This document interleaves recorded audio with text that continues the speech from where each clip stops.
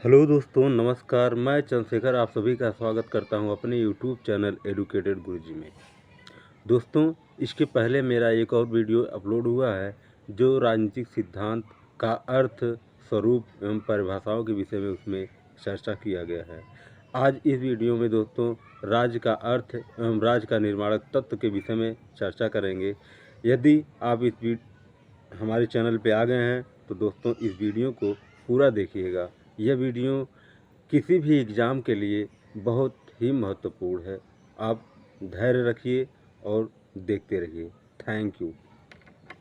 राज्य का अर्थ। राजनीति विज्ञान का केंद्रीय विषय राज्य होता है। राज्य सभ्य समाज की पहचान होती है। राज्य सामाजिक व्यवस्था बनाए रखने का उपकरण है। राज्य का कार्य, राज्य के दो कार्य हैं, एक आवश्यक कार्य है, दूसरा लोक कल्याणकारी कार्य। आवश्यक कार्य में सुरक्षा व्यवस्था, शांति व्यवस्था और न्याय व्यवस्था सम्मिलित हैं।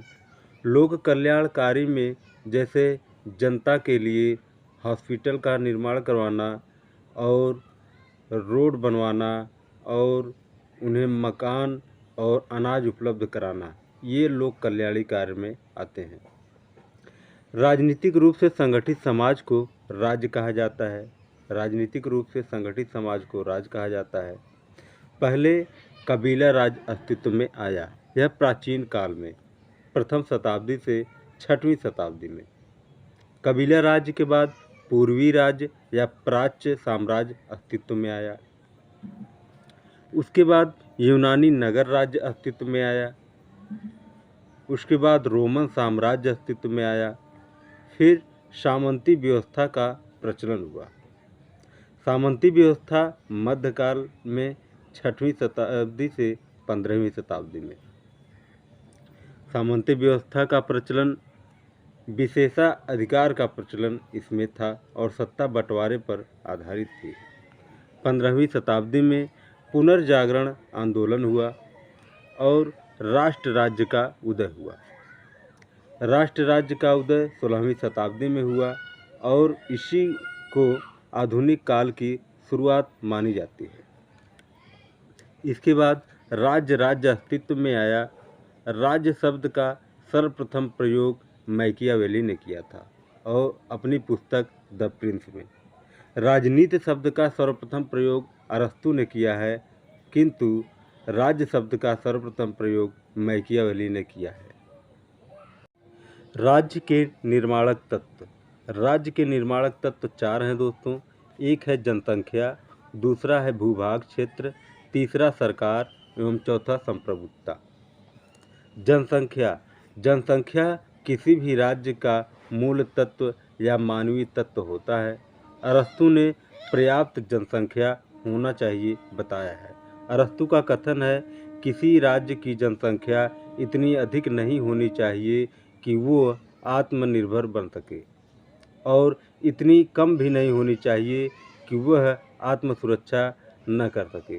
अर्थात राज्य की जनसंख्या पर्याप्त होनी चाहिए, यह अरस्तू ने कहा। अरस्तू ने एक आदर्श राज्य में 1 लाख जनसंख्या होना चाहिए बताया है या 10,000 नागरिक होने चाहिए। प्लेटो ने 5,040 जनसंख्या बताया और रूसो ने 10,000 जनसंख्या बताई है। भूभाग देख लेते हैं। भूभाग स्थलमंडल, जलमंडल और वायुमंडल को हम भूभाग के क्षेत्र में शामिल करते हैं। यदि किसी राज्य के समीप समुद्र क्षेत्र है तो समुद्र में 15 मील तक की दूरी उस राज्य के भू क्षेत्र के अंतर्गत आता है। अरस्तू ने 12 मील तक की दूरी बताई है। शिले, हाल तथा डिग्विड ये तीनों भूभाग को राज्य का आवश्यक तत्व नहीं मानते हैं, जबकि कलवर, मैक्स वेबर तथा वुडरो विल्सन ये भूभाग को राज्य का आवश्यक तत्व मानते हैं। सरकार। व्यवहारिक दृष्टि से राज्य का संवाहक सरकार होता है। राज्य नीतियाँ बनाता है और सरकार उसे लागू करवाती है। राज्य और सरकार दोनों को संप्रभुता माना जाता है। सैद्धांतिक दृष्टि से राज्य एवं सरकार में कोई अंतर नहीं होता है। राज्य अमूर्त होता है जबकि सरकार मूर्त होती है। राज्य की सदस्यता अनिवार्य होती है जबकि सरकार की सदस्यता अनिवार्य नहीं होती। राज्य का आकार बड़ा होता है जबकि सरकार का आकार छोटा होता है। हास ने राज्य एवं सरकार में कोई अंतर नहीं किया है, जबकि लाक ने राज्य एवं सरकार में अंतर किया है। चौथा आ जाता है दोस्तों संप्रभुता। संप्रभुता में पढ़ते हैं, राज्य का प्राण तत्व कहा जाता है। संप्रभुता को राज्य का प्राण तत्व कहा जाता है। संप्रभुता को अंग्रेजी में सॉवरेनिटी कहा जाता है। सर्वोच्च सत्ता या सर्वोच्च शक्ति कहा जाता है संप्रभुता को। संप्रभुता के अभाव में राज्य की कल्पना नहीं की जा सकती। अंतिम सत्ता भी कहा जाता है संप्रभुता को। संप्रभुता ही एक ऐसा लक्षण है जो राज्य को अन्य संस्थाओं से अलग करता है। संप्रभुता के कारण ही कोई राज्य अपनी गृह नीति एवं विदेश नीति तय करता है।